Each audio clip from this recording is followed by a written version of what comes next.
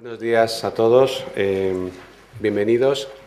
Gracias por estar aquí en esta convocatoria para hablar de las conmemoraciones del año Carlos III. Permítame que me presente, soy Santiago Miralles, el director general de esta casa, de la Casa de América. Como saben, en 1716 nació quien después sería llamado Carlos III, rey primero de Nápoles, de Sicilia y luego de España. La importancia de su figura histórica, el impulso reformador y su gran significado en la Ilustración europea y española justifica que instituciones españolas hayan hecho esfuerzos considerables para conmemorar este centenario. Acción Cultural Española ha procurado aunar estos esfuerzos para que hoy podamos escuchar qué va a hacer cada uno de ellos. Y yo querría agradecerles a Acción Cultural tanto el haber organizado este acto como que haya elegido la Casa de América para poder hacer esta presentación. Como saben ustedes, en lo que respecta a la Casa de América, Carlos III fue el monarca español que consiguió la mayor extensión en territorio americano de la corona española. Y además llevó a cabo importantes viajes científicos, reformas administrativas, urbanísticas, constructivas y, por supuesto, tuvo una importancia fundamental para el desarrollo de toda la América española. Acabamos de clausurar la exposición sobre Bernardo de Gálvez aquí en esta casa, que ha puesto de relieve también la importancia de Carlos III en el proceso de independencia de Estados Unidos y en la extensión y consolidación del dominio español en Nueva España. Y haremos también en esta casa conferencias y una exposición sobre urbanismo, territorio y arquitectura en la América española. Si me permiten, voy a enunciar el listado de intervinientes que van a hablar aquí desde este estrado para que conozcan quiénes son. Después de mí habrá don Miguel Ángel Recio, presidente de Acción Cultural Española. Después don Alfredo Pérez Armiñán, presidente de Patrimonio Nacional. Doña Anunciada Fernández de Córdoba, directora de la Oficina de Cultura, Turismo y Patrimonio de la Comunidad de Madrid. Vendrá después, un poco más tarde esperamos, doña Celia Mayer, concejala del Área de Cultura y Deportes del Ayuntamiento de Madrid. Don Feliciano Barrios, secretario general de la Real Academia de la Historia. Y, por último, don José Luis García del Busto, secretario general de la Real Academia de Bellas Artes de San Fernando. Gracias. Muy bien, buenos días a todos. Agradezco mucho a Casa de América que nos haya acogido en este magnífico Salón Bolívar, en esta sede para la presentación pública de las actividades que, por iniciativa de distintas instituciones aquí presentes, van a dedicarse en este año 2016 a la conmemoración del tercer centenario de nacimiento del rey Carlos III.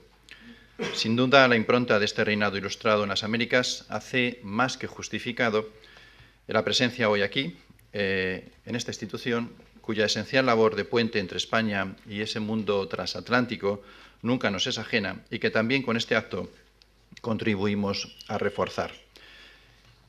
En mi calidad de presidente de Acción Cultural Española, pero también como director general de Bellas Artes, quiero felicitar a todas las instituciones presentes, a la Comunidad de Madrid, al Ayuntamiento de Madrid, a las Reales Academias de Bellas Artes y de Historia, a Patrimonio Nacional, al Museo Arqueológico Nacional y también a Casa de América.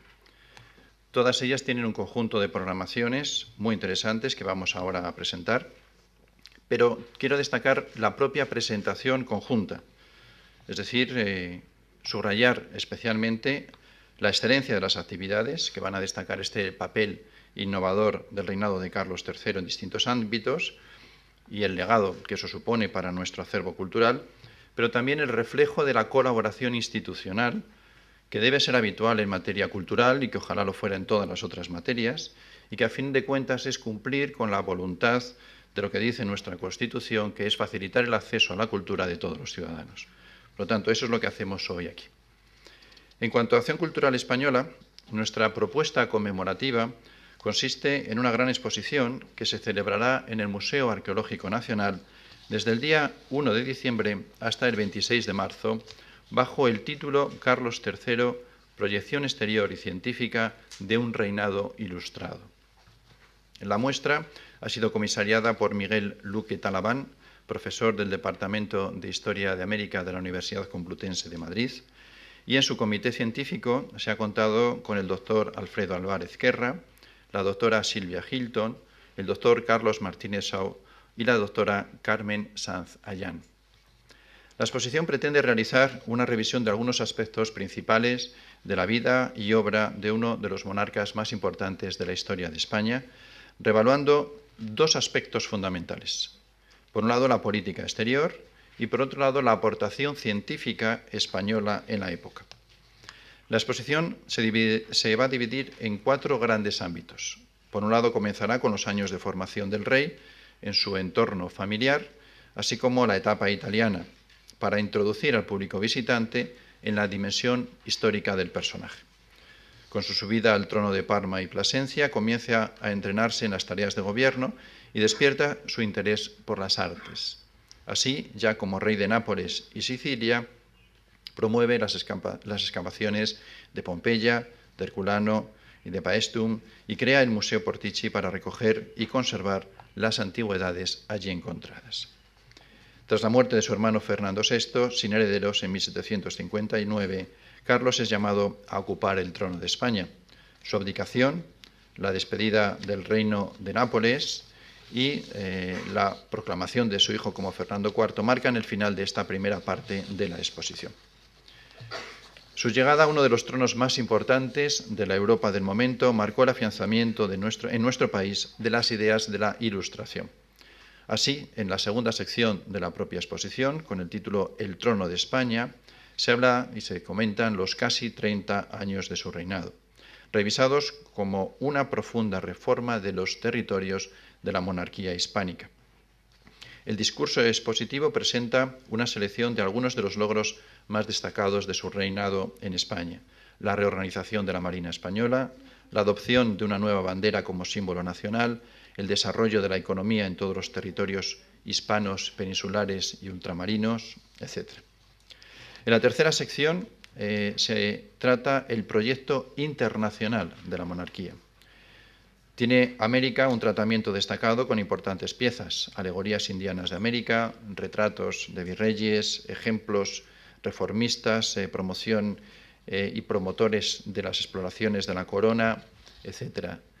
La proyección internacional, activada a través del Tercer Pacto de Familia de 1761 con Francia, inicia una dinámica presencia exterior de España, también en el norte de África. Y, por supuesto, hay un especial interés en el sutil apoyo a la independencia de los Estados Unidos. En la cuarta y última parte de la exposición, se habla de la cultura y de las exposiciones científicas. Se muestra el afianzamiento pleno de la Ilustración en España. Se destaca el aspecto del reinado en cuanto a la actividad de patrocinio regio a la cultura y a las expediciones científicas. Hay numerosos intereses, yo diría que sobre la atención de distintos personajes, como el obispo de Trujillo, Martínez Compañón, como la presencia del arzobispo de México, Lorenzana, gran coleccionista de piezas, y, por supuesto, se hace una referencia a el estudio de la flora y la fauna de América con la creación del Real Jardín Botánico de Madrid o expediciones como la de José Celestino Mutis. España fue en ese periodo nación exploradora y como ejemplo de ello se traen a la exposición algunos retratos de sus actores, los barcos y réplicas de los barcos en que viajaban y del moderno instrumental científico usado en sus empresas. Como cierre de la exposición, se presentará una valoración de conjunto de las aportaciones realizadas dentro de este periodo y de cómo muchas de ellas se proyectaron después en el tiempo. El periodo de Carlos III fue uno de los grandes reinados de la Edad Moderna, ya que el monarca, entre otros importantes aspectos de su legado, inauguró el prestigio de lo científico para los gobernantes. Como complemento de todo ello, habrá conferencias, un ciclo que se hará en el propio Museo Arqueológico Nacional y, por lo tanto, les esperamos para que la exposición cuente con muchas visitas a partir del día 1 de diciembre. Muchas gracias. Buenos días a todos. En primer lugar, muchas gracias por asistir a este acto y muchas gracias a Miguel Ángel Recio como persona que ha convocado en nombre de Acción Cultural Española esta presentación conjunta, que la ha resaltado precisamente en ese punto, que es importante porque para el patrimonio nacional esta serie de actividades se marcan en el conjunto de actividades del centenario de Carlos III que realizan una serie de instituciones españolas. Yo voy a presentar las que nos corresponden a nosotros, pero voy a aludir a alguna que vamos a hacer en colaboración especial con la Comunidad de Madrid. El patrimonio nacional va a dividir su participación en el centenario en 3 grandes capítulos. El capítulo que podríamos llamar expositivo. El patrimonio va a hacer una exposición en el Palacio Real a partir del mes de diciembre y hasta el mes de febrero, que va a estar comisariada por los doctores Pilar Benito, Javier Jordán Durríes y José Luis Sancho. José Luis Sánchez está presente hoy entre nosotros y puede también contestar alguna pregunta que se refiera a esta exposición. La exposición es una exposición independiente pero complementaria de la que va a hacer la Comunidad de Madrid. Por eso he dicho al principio que iba a referirme a nuestra colaboración especial con la exposición de la Comunidad de Madrid también. La Comunidad de Madrid va a hacer una exposición sobre la arquitectura y el urbanismo de Carlos III en Madrid y los Reales Sitios, en la Corte y en los Reales Sitios. Y nosotros, en cambio, vamos a hacer una exposición sobre los interiores y los programas decorativos de los Reales Sitios y del Palacio Nuevo, es decir, el Palacio Real de Madrid. Como es bien sabido, Carlos III fue el monarca que inauguró el Palacio Nuevo y murió en él. De modo que es importante su figura en torno al Palacio Real, es una figura central, porque además él terminó la decoración interior del Palacio Real, si bien el Palacio Real ha tenido posteriormente decoraciones distintas de la de su reinado, pero él fue el autor de la primera gran decoración del Palacio, de la cual quedan además muchas piezas importantes, empezando por el Salón del Trono. La exposición, por tanto, se va a centrar en aquellos aspectos que no va a cubrir la exposición de la Comunidad de Madrid. La Comunidad de Madrid, con la colaboración especial del Patrimonio Nacional y de la Real Academia de Bellas Artes de San Fernando, en la sede de la Real Academia de Bellas Artes de San Fernando va a hacer la exposición sobre arquitectura y urbanismo que acabo de comentar. Naturalmente va a ser la anunciada Fernández de Córdoba la que hablará de esta exposición. Pero aparte de que nuestra contribución a la exposición es importante, porque vamos a prestar un muy importante número de piezas de la exposición, también es cierto que uno de los comisarios, José Luis Sancho, es común a las 2 exposiciones. Va a ser el co-comisario de la exposición del Palacio Real y co-comisario, junto con Javier Ortega, de la exposición de la Academia. Pero son las 2 caras de la misma moneda. Evidentemente, al centrarnos nosotros en los programas decorativos y en los interiores, dejamos a la exposición que se celebrará en las salas de la Academia de San Fernando y que organiza la Comunidad de Madrid, toda la parte que podríamos llamar los exteriores. En relación a nuestra propia exposición, esta muestra tiene, yo creo, un interés científico muy notable, porque es la primera vez que vamos a poder exponer algunos conjuntos decorativos que están dispersos prácticamente desde la muerte de Carlos III, particularmente la habitación del rey, donde él murió, donde el programa decorativo de esa habitación está constituido por pinturas religiosas de Mengs y una serie de muebles y tapices, y vamos a reconstituir ese espacio. Tenemos absolutamente todas las piezas necesarias y va a ser una gran novedad que es un poco paralela a lo que se viene haciendo en otros países europeos. Acaba de celebrarse en París una exposición importantísima sobre la muerte del rey, sobre el ceremonial en torno a la muerte de los reyes de Francia, que, por cierto, es paralelo al ceremonial que se usaba en la muerte de los reyes de España. Y son 2 ceremoniales distintos, pero tienen la misma significación, porque es el acto final de un reinado y el principio del siguiente. Y esas dos fases, la muerte del rey y la proclamación de su sucesor, son, también motivos para estudiar lo que era el ceremonial de corte y la significación simbólica de todo ello, que además se plasmaba en conjuntos decorativos y muy importantes que vamos a exponer en esta exposición. Pero no va a referirse solamente a ese momento histórico, sino también a todo lo que fueron los grandes programas decorativos del reinado.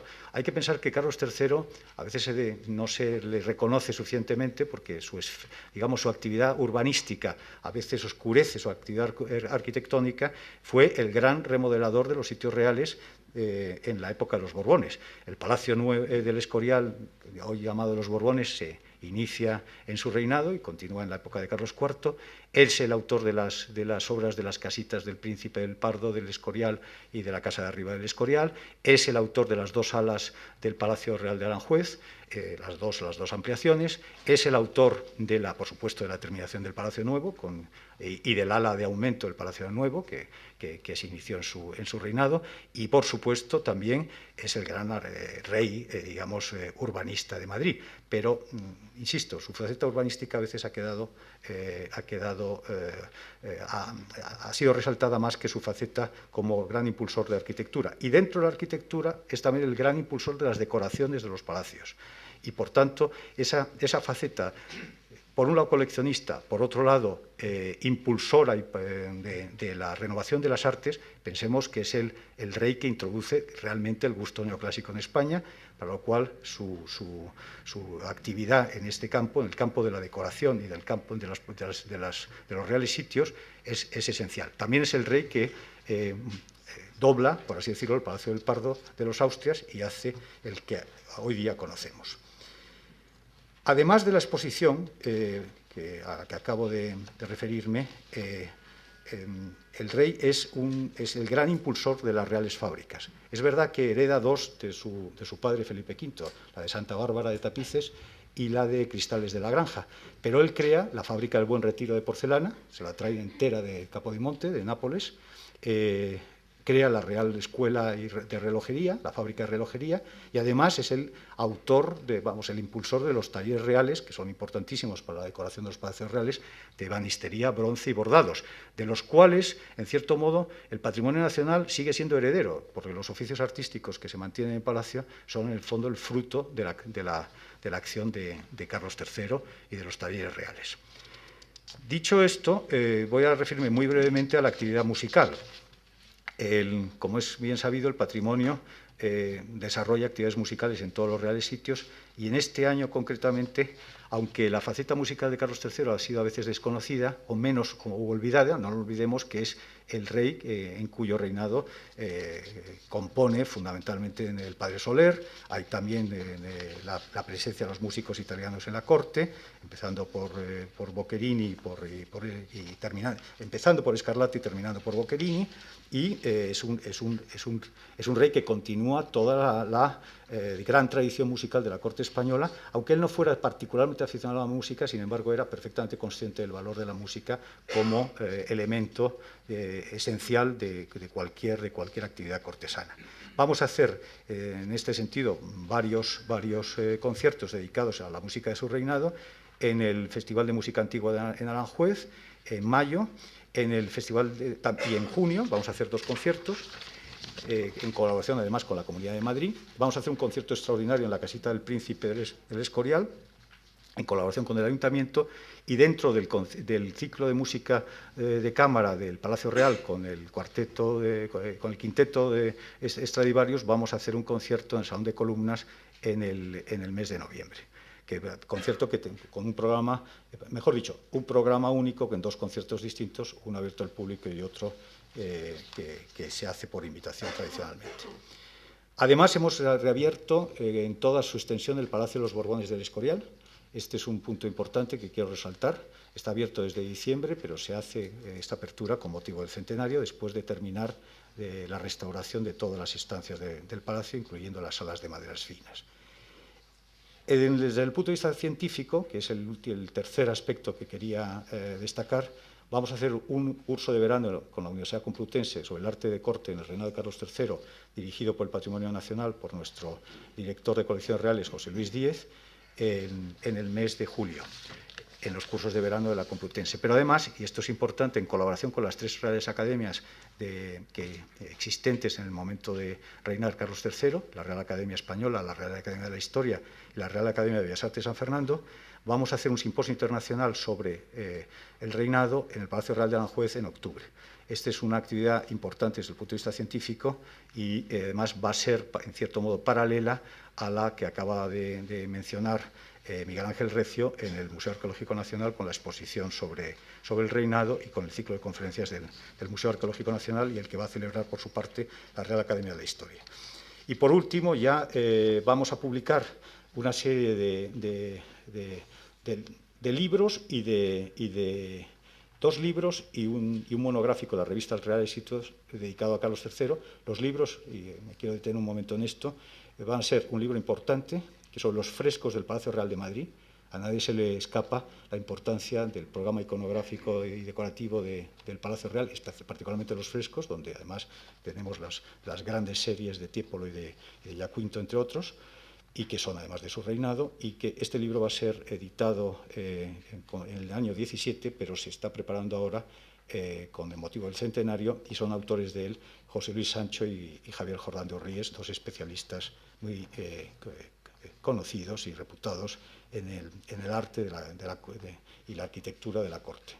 Y vamos a publicar en la serie de Bibliotecas Reales un libro sobre la biblioteca de Carlos III, sobre su biblioteca personal, del cual va a ser autora la directora de la Real Biblioteca, María Luisa López de Liriero, que también es una autoridad en esta materia, y que aparecerá también en el año 17, aunque se está preparando ahora. Y por último cerraremos la serie conmemorativa en el Palacio Real con la exposición de nuestro Belén napolitano, el Belén del Príncipe, comprado además por Carlos III para su hijo Carlos IV, que este año el montaje del Belén napolitano se hace todos los años con ciertas novedades en cuanto a la instalación, y este año ya lo hicimos en el mes de diciembre del año pasado, incluyendo muchos conjuntos arquitectónicos o fragmentos de conjuntos arquitectónicos, empezando por el zaguán del Palacio Real, en homenaje al rey, y volveremos a hacerlo, pero con otros conjuntos arquitectónicos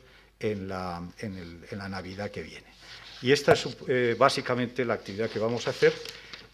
Yo quiero dar las gracias a todas las instituciones con las que vamos a colaborar, particularmente a la Comunidad de Madrid, por la ayuda que nos van a prestar, y creo que es de justicia decir que, claro, Carlos III merece una conmemoración importante en Madrid por razones obvias, pero dentro de esa conmemoración el patrimonio nacional tiene un papel inevitablemente relevante. Muchas gracias. Buenos días. Me alegra muchísimo que todas las instituciones que estamos aquí presentes queremos poner de relieve la figura de un rey que dejó un sello muy personal, no solo en la capital, sino en la región. La Comunidad de Madrid, a través de la Oficina de Cultura y Turismo, se suma a los actos de celebración del tercer centenario del nacimiento de Carlos III con un objetivo fundamental, y es acercar a los ciudadanos a este gran protagonista de nuestra historia común. Es conocido como el mejor alcalde de Madrid, pero si me permiten una licencia histórica quizás algo chusca, me atrevería a decir que podría ser considerado también el primer presidente de la Comunidad de Madrid. Porque la política reformista de Carlos III se plasmó de una forma clara en ese territorio que actualmente ocupa la Comunidad de Madrid, que durante años adquirió su conformación definitiva como centro de poder político. El rey y su corte vivían a lo largo del año tanto en la Villa de Madrid como en el resto de los reales sitios. La Comunidad de Madrid propone descubrir al rey que habitó en la región, que introdujo una nueva forma de enfocar el urbanismo y la ordenación territorial. Él propició la construcción de edificios destinados a albergar los servicios de la creciente administración pública, como por ejemplo la Real Casa de Correos, hoy sede del Gobierno regional de la Comunidad.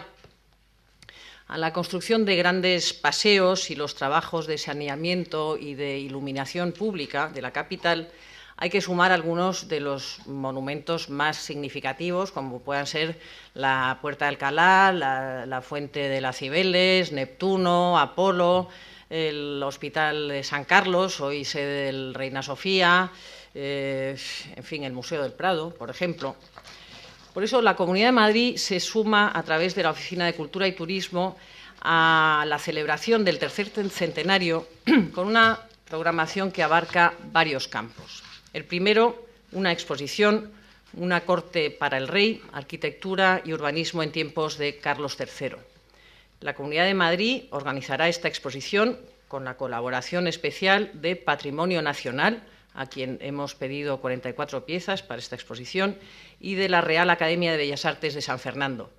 Como dice la inscripción, que está en la Real Academia, el rey Carlos III reunió naturaleza y arte bajo un mismo techo, el de la hoy Real Academia de Bellas Artes de San Fernando, en cuyas salas podrán disfrutar de esta exposición entre diciembre de 2016 y febrero de 2017.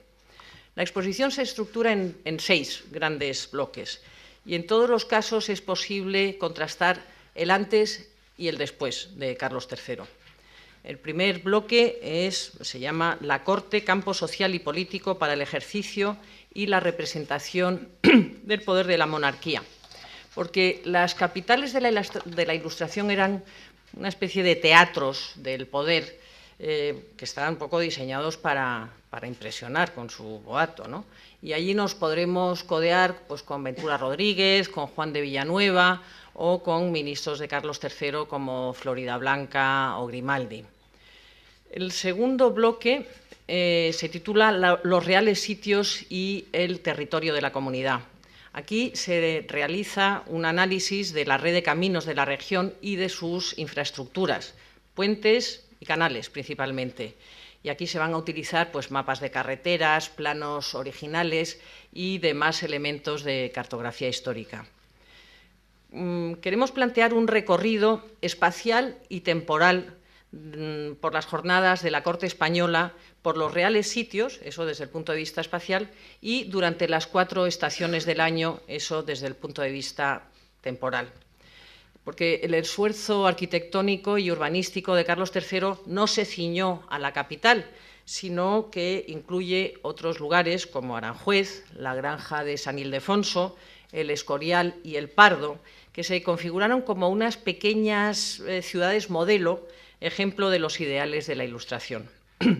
Esto va a permitir al visitante situar en el contexto de la comunidad un conjunto de piezas monumentales. Algunas son muy conocidas y muy evidentes, como por ejemplo los palacios, pero hay otras que pensamos que es la naturaleza la que los ha puesto ahí, y no, fue Carlos III, como paseos, arboledas, etcétera. Entonces, como he dicho, la corte cambiaba de residencia y proponemos seguir su itinerario. En primavera, a Aranjuez, con esos paseos arbolados. En verano, a la granja de San Ildefonso, que aunque no es Comunidad de Madrid, pues había que incluirla por una lógica histórica. En otoño, al Escorial, y en Navidad e invierno volvía a Madrid y al Pardo. La exposición se basa sobre todo en el dibujo, en diseños históricos previos a la realización de los monumentos, y para su representación gráfica se van a utilizar nuevas tecnologías con narraciones animadas, vídeos y representaciones tridimensionales que hagan fácil el acceso a esa figura, ¿no? Tampoco se van a olvidar muestras pictóricas, maquetas y otros objetos que ayuden al visitante a ponerse en situación, ¿no? Los comisarios de esta exposición van a ser Javier Ortega y José Luis Sancho. También va a haber, entre las actividades que organizaremos, conferencias. Paralelamente a esta muestra que acabo de describir, y en la misma sede de la Real Academia de Bellas Artes de San Fernando, va a haber un ciclo de conferencias sobre la influencia del rey en el diseño urbanístico y arquitectónico de la región. Y, paralelamente, también habrá otras conferencias complementarias para analizar la figura del rey y de su tiempo desde una perspectiva artística. Ahí se abordarán aspectos como la música, la moda o la figura de Goya en tiempos de Carlos III. Otro bloque, música. La Comunidad de Madrid quiere conceder a la música en tiempos de Carlos III un espacio propio. Y por eso los días 21 y 22 de mayo se celebrarán 2 conciertos conmemorativos en el Real Coliseo Carlos III de San Lorenzo del Escorial y, como se ha referido el presidente de Patrimonio Nacional, en el Palacio Real de Aranjuez. Podrán escuchar un programa original encargado para esta ocasión, un programa de música sacra en la Europa de Carlos III, con la Orquesta Barroca de Sevilla y la estupenda soprano Marta Almajano. También va a haber cine, porque queremos aproximarnos a Carlos III desde el cine con películas ambientadas en su época. Esquilache, de Josefina Molina, Goya en Burdeos, de Carlos Saura, y Volaverum, de Vigas Luna. Alrededor de estas películas se van a organizar talleres y se hablará ahí pues de muchas cosas, desde las tensiones sociales de la época hasta sus costumbres o las relaciones humanas, y también pues de los decorados, del vestuario, y además tendremos la fortuna de tener ahí para que hablen con su mirada los directores de estas películas y sus productores. Y para terminar, pues un Belén. Como saben, en la Real Casa de Correos se monta todas las Navidades un magnífico Belén. Carlos III trajo a Madrid su afición por los belenes napolitanos. Entonces, el Belén de este año va a ser un Belén cortesano, más alejado del ámbito eclesiástico. Este Belén, que habrá en la Casa de Correos, estará inspirado en los belenes napolitanos, a los que era tan aficionado el rey, y a los belenes a los que son tan aficionados los madrileños, porque hacen unas colas tremendas durante todas las Navidades. En fin, yo espero que los madrileños, y no solo los madrileños, sino también la gente que nos visite, o sea, los turistas, que es otro gran atractivo de la Comunidad de Madrid, disfruten con este programa. Queremos acercar, como he dicho, a todos el espíritu de un rey que supo encauzar a Madrid por el camino de la modernidad. Buenos días. En primer lugar, me gustaría empezar agradeciendo a todas las instituciones, organizaciones y ciudadanos que han colaborado con este proyecto. Como ustedes ya sabrán, la conmemoración del tercer centenario del nacimiento de Carlos III nos ofrece la posibilidad de recordar a uno de los personajes más relevantes de la historia de nuestra ciudad. Carlos III modernizó la administración municipal, mejoró la salubridad y la seguridad de Madrid y creó instituciones esenciales para el progreso científico, cultural y social de nuestra ciudad, tales como la Sociedad Matritense, las Manufacturas Reales, el Jardín Botánico o el Observatorio Astronómico. Junto con los arquitectos más significativos de la época, fue el precursor de la planificación urbanística de la ciudad y de la construcción de espacios tan representativos para Madrid como el Salón del Prado, las Fuentes de Cibeles, Neptuno y Apolo y la Puerta de Alcalá. Pero además, durante el reinado de Carlos III, se produjo la explosión de un ambiente ilustrado que perduró por épocas. Se desarrolló la prensa. De las imprentas de Ibarra y Sancha salieron unos libros de una extraordinaria belleza y calidad. Hervían los teatros de comedias y la música culta y popular cogió mucho impulso. Los pintores más célebres, con Goya a la cabeza, representaban las escenas cotidianas de Madrid y de su sociedad. Dado tan extraordinario legado, desde las bibliotecas públicas municipales hemos querido homenajear la figura de Carlos III a través de la programación de actividades para todos los públicos. La exposición Carlos III en tu biblioteca recorrerá varias bibliotecas durante el año. Hemos programado también un ciclo de conferencias de carácter divulgativo, varias funciones de teatro infantil y varios concursos de fotografía y artes plásticas. Pero además, los centros municipales que conservan nuestro patrimonio bibliográfico y artístico también han querido participar en esta celebración. Así, la Biblioteca Histórica Municipal realizará una exposición sobre la fortuna bibliográfica de Carlos III y otra sobre Blas la Serna. En el Museo de Historia de Madrid se va a realizar una exposición de Carlos III y el Madrid de las Luces, comisariada por Carlos Martínez Shaw y por Marina Alfonso Mola. La muestra va a reflejar la importancia del gobierno de Carlos III y la modernización de Madrid gracias a la innovación y a la radicalidad de las reformas urbanísticas, administrativas y a la riqueza social, cultural y política que caracterizó esta época. Desde el área de Cultura y Deportes esperamos que este conjunto de programas sirva para conocer mejor el legado y la figura de un rey que transformó nuestra ciudad de una manera extraordinaria. Gracias. Buenos días. La contribución de la Real Academia de la Historia al centenario de Carlos III es más modesta por necesidades de la propia Academia, o mejor dicho, por su situación, que la organizada por las instituciones que hemos oído, a cuyos representantes hemos oído anteriormente. Pero nuestra contribución es una contribución modesta pero intensa en cuanto que la Real Academia de la Historia quiere celebrar a Carlos III como se merece. 2 centenarios nos convocan este año. El cuarto, de la muerte de Cervantes, a la cual la Academia, o que va a conmemorar la Academia con un ciclo de 5 conferencias, pero sobre todo nos vamos a centrar en Carlos III. Carlos III fue protector de nuestra Academia, como lo habían sido sus predecesores, pero él lo fue con gran intensidad, mediante regalos importantes de piezas para nuestro museo, mediante obsequios personales que conservamos y también produciendo una serie de normas que convirtieron a la Academia en una institución encargada de preservar el patrimonio español, el patrimonio del que hoy podemos disfrutar. De tal suerte queremos recordarlo. Y lo vamos a recordar de tres maneras. Primero, con un ciclo de conferencias, un ciclo de 14 conferencias, y nosotros hemos querido denominar al ciclo el Año Carlos III en la Real Academia de la Historia. Este ciclo de conferencias tendrá dos fases, una primera fase en primavera, con 7 conferencias, y una segunda fase en otoño, con otras 7 conferencias. Estas conferencias, como saben ustedes, son públicas y gratuitas, y tenemos la suerte de que nuestros 3 salones, los 3 salones desde los cuales se pueden seguir, se llenan normalmente. Esperamos su éxito. Solamente citaré alguna de estas conferencias para que vean ustedes lo que pretendemos. Pretendemos retratar el reinado a través de las intervenciones de estos especialistas.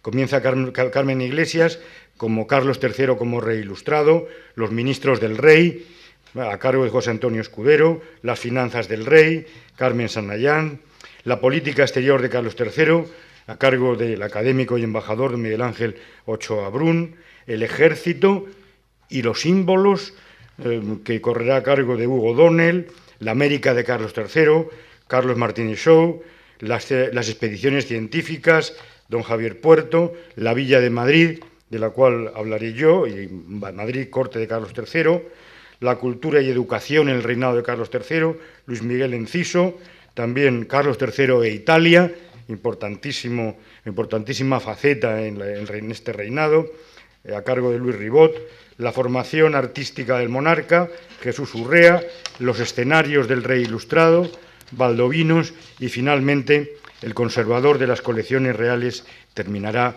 el ciclo sobre el proyecto decorativo del monarca. 14 conferencias que luego formarán un volumen que publicará la Real Academia de la Historia en colaboración con el Boletín Oficial del Estado. Pero también hemos querido hacer una edición de un libro que creemos significativo. Se trata de publicar los 4 grandes elogios que recibió Carlos III a su muerte. Estos 4 grandes elogios, dentro de los muchos que se pronunciaron a lo largo y ancho de toda la monarquía, recordemos que en las catedrales se celebraban solemnes funerales por el monarca difunto y que siempre había un elogio pronunciado por alguno de los eclesiásticos, y en las instituciones civiles por representantes de la institución que celebrara en ese momento el recordatorio.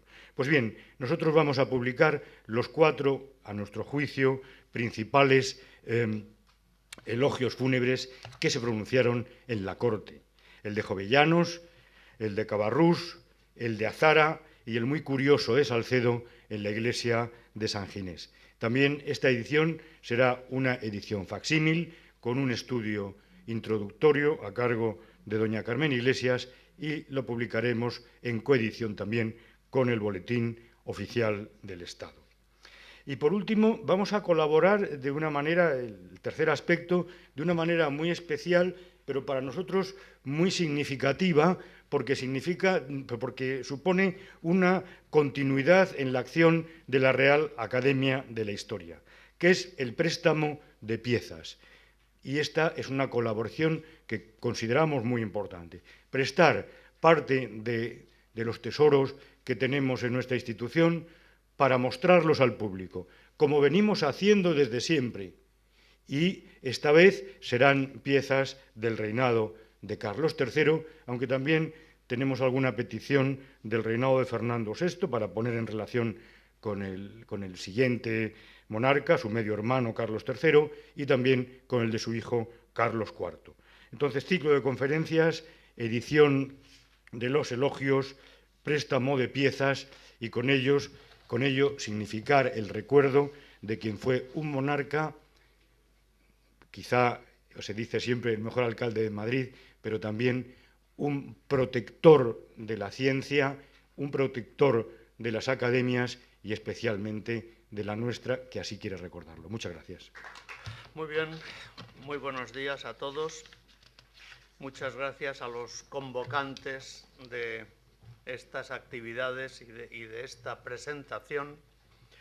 Estoy aquí, en efecto, representando a la Real Academia de Bellas Artes de San Fernando y lo primero que quiero apuntar es que lo hago con muchísimo gusto, es un gran honor para mí, evidentemente, pero sustituyendo a quien de verdad debería estar aquí y lo hubiera tenido mucho interés en hacerlo, don José María Luzón Nogué, que está justamente esta mañana viajando a Nápoles y Pompeya, y que es el principal promotor, el alma mater de esta exposición, Carlos III y la difusión de la antigüedad, que se promueve desde la Real Academia de Bellas Artes de San Fernando de Madrid, pero que es en realidad una triple exposición, porque va a tener sedes en Madrid, en Nápoles y en México, dando así un completo recorrido por las principales actividades del monarca enfocadas hacia la difusión de la antigüedad y de las obras de arte de la antigüedad. Puesto que he nombrado las tres sedes, justo será que mencione a quienes están siendo los comisarios o coordinadores de las exposiciones en cada uno de los centros. En Nápoles, Valeria Sampaolo; en Madrid, María del Carmen Alonso; y en México, José de Santiago. Los tres, a su vez, coordinados por el mencionado José María Luzón. El rey Carlos III, durante su reinado en Nápoles, como ya se ha recordado desde esta tribuna esta mañana, fue quien impulsó, promovió el descubrimiento, el estudio y la difusión de las antigüedades, concretamente promoviendo las excavaciones que sacaron a la luz, siguen sacando a la luz, tesoros escondidos en Pompeya, Herculano, Estavia, a raíz del famosísimo volcán de la erupción del Vesubio, que sepultó en el siglo I después de Cristo aquellas ciudades. Cuando el rey Carlos III, rey de Nápoles, abandona Italia y viene a Madrid para ceñir la corona de España, deja ya mucha actividad hecha en cuanto a la aparición de estas obras de arte y a su exposición y conservación en centros adecuados. Y cuando viene a Madrid añora de algún modo aquellas obras de arte de la antigüedad que le rodeaban y se dirige al que fuera allí su secretario de Estado, Bernardo Tanucci, solicitándole, ordenándole, el envío a Madrid de copias en yeso, de vaciados, de las principales bustos, esculturas, obras de arte relacionadas con Pompeya y Herculano, fundamentalmente las que decoraban la villa de los Papiros en Herculano. Esos vaciados que llegan, de Nápoles a Madrid se depositan inicialmente en el Casón del Buen Retiro, pero la Real Academia de Bellas Artes, en aquel entonces de solo 3 bellas artes, arquitectura, escultura y pintura, solicitó a la Casa Real la venida de aquellas obras de arte, de aquellos yesos, de aquellos vaciados, a la propia academia, para que fueran objeto de estudio, de aprendizaje para los alumnos de Bellas Artes, que se ejercitaron sobre todo en el aspecto del dibujo, precisamente con aquellos hermosos e históricos modelos. A todo esto, Carlos III, desde Madrid, funda, pone en funcionamiento la Academia de Bellas Artes de San Carlos, en México. Y, por supuesto, hace enviar allí copias de todo este material para que también los estudiantes de arte en México pudieran trabajar con estos modelos descubiertos en la zona de Pompeya y Herculano. De este modo, ya queda palmariamente justificado el sentido triple de esta exposición, con sedes en Madrid, Nápoles y México, puesto que la acción del rey Carlos III unifica estos tres lugares, estas tres sedes, y debo decir también como elemento muy propio y muy interesante de esta propuesta expositiva, que con carácter, yo creo que pionero, los visitantes a esta exposición de Carlos III y la difusión de la antigüedad en Madrid, en Nápoles y en México, podrán ver la actividad que se está desarrollando y las propias exposiciones de las otras dos ciudades en las que no están, porque con un sistema de streaming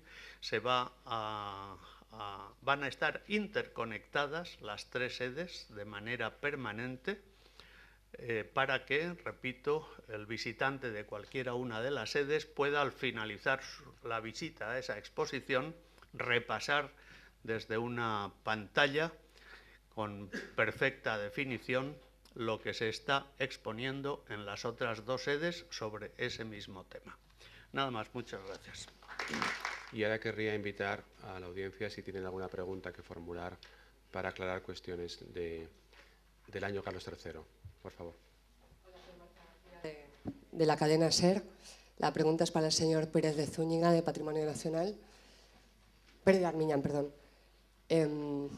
Respecto a parte de ese informe preliminar que hoy publica El País del Tribunal de Cuentas relativo al ejercicio 2013 de Patrimonio Nacional, me gustaría saber qué ha planteado Patrimonio en su informe de alegaciones remitido al Tribunal. Gracias. No es tema de esta rueda de prensa, pero le voy a contestar. El informe de alegación preliminar, como usted bien dice, llegó al Patrimonio Nacional y fue objeto de un periodo de alegaciones que fue evacuado por el Consejo de Administración del Patrimonio Nacional, y hemos remitido al Tribunal de Cuentas un informe muy extenso que toca todos y cada uno de los puntos que el Tribunal de Cuentas había suscitado. Este asunto está en este momento sometido a la deliberación interna del Tribunal de Cuentas y no tenemos oficialmente noticia de cuál es la posición del Tribunal de Cuentas sobre nuestras alegaciones. De manera que no puedo añadir absolutamente nada sobre este punto, más que subrayar que hemos contestado a todas y cada una de las observaciones que el Tribunal hizo sobre el ejercicio 2013 y que el Patrimonio Nacional se ha tenido estrictamente al cumplimiento de la legalidad vigente en todos estos ejercicios.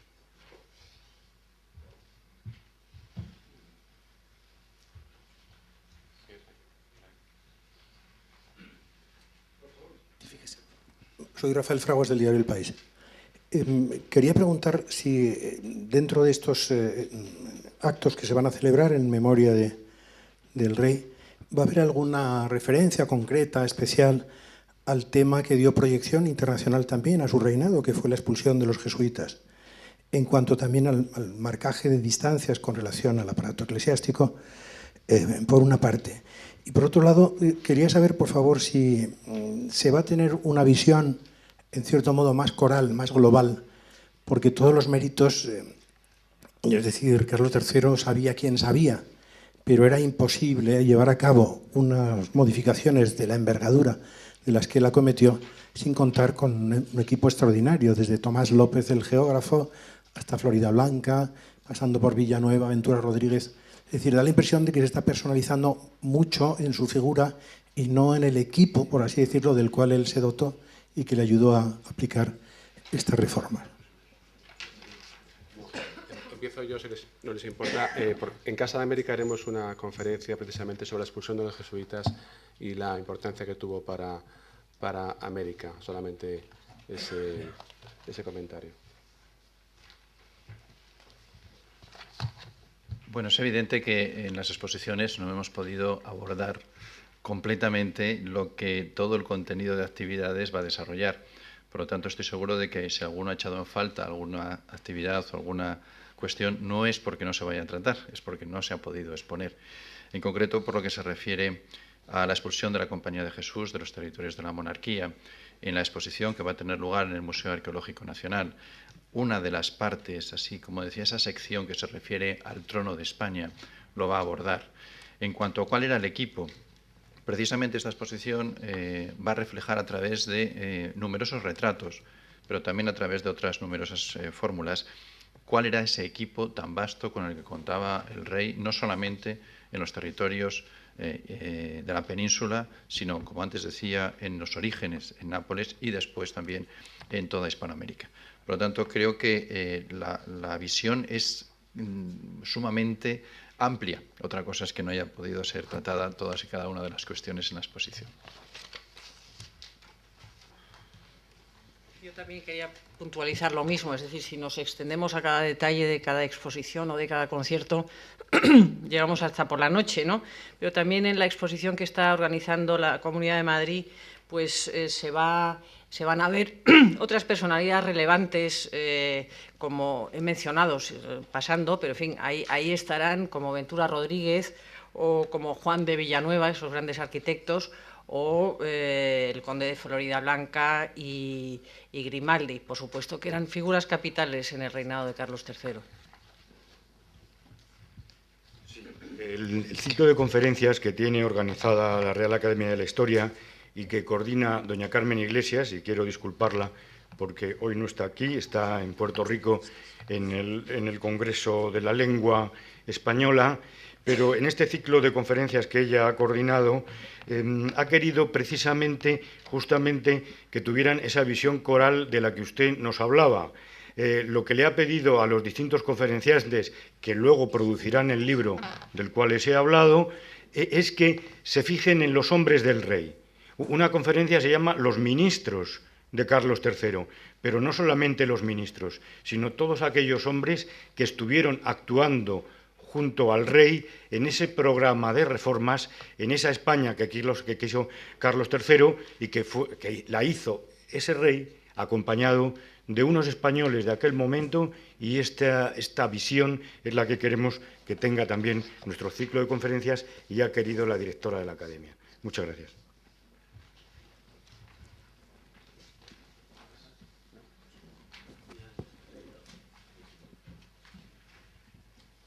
Hola, buenas tardes. Soy Juan Ignacio Vecino de la revista patrimonialactual.com. Debido a la importancia que tiene Carlos III con Madrid y todo lo que hizo, a mí me gustaría, no sé, una cuestión que no sé por qué no se aborda de una forma seria por parte de las tres administraciones, y es que Madrid sea ciudad patrimonio de la humanidad declarada por la UNESCO.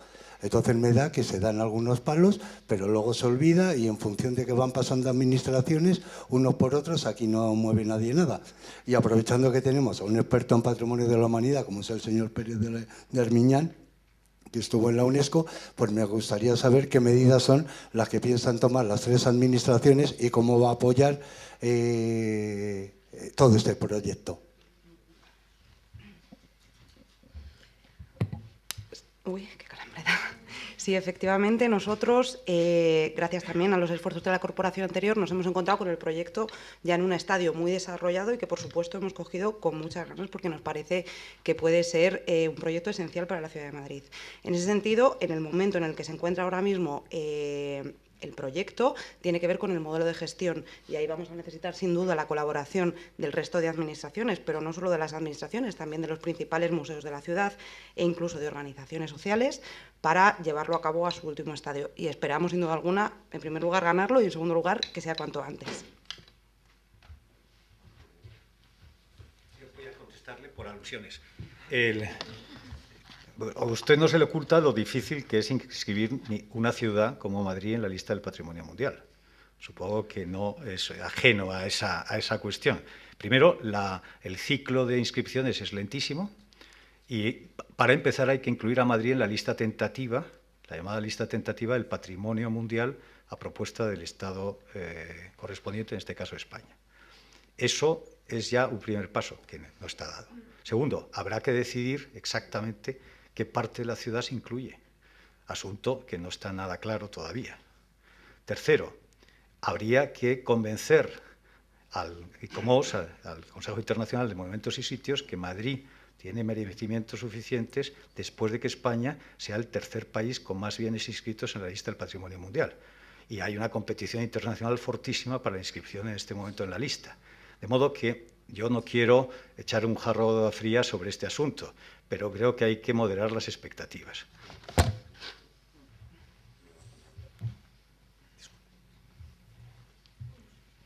Perdón que intervenga, mi nombre es Javier Aguilera, soy funcionario del Ayuntamiento de Madrid y quería hacer alguna precisión sobre este último tema de la posible declaración de Madrid como patrimonio mundial. Efectivamente, nosotros estamos ya en la lista tentativa, la lista indicativa que tiene la UNESCO a partir de diciembre del año 2014 y además también está perfectamente delimitado el sitio y la propuesta donde se va a hacer. El sitio se va a presentar como paisaje cultural y es el sitio del Retiro y el Prado. Quería hacer esta precisión porque me parece importante. Efectivamente, como ha dicho la concejal de Cultura, estamos ya trabajando en un equipo municipal para preparar el expediente que demuestre que Madrid tiene los valores necesarios para ser patrimonio mundial. Gracias.